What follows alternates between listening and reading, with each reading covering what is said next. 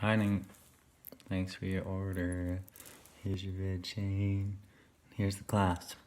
Okay, so I've got a ball and I've got a link. There's something special right in here though. That's a really special spot. It's thicker than the link. Here's the clasp. Okay, so it's a little key lock. So you gotta go doop, and then it doesn't fit there until you go up into the link and bam.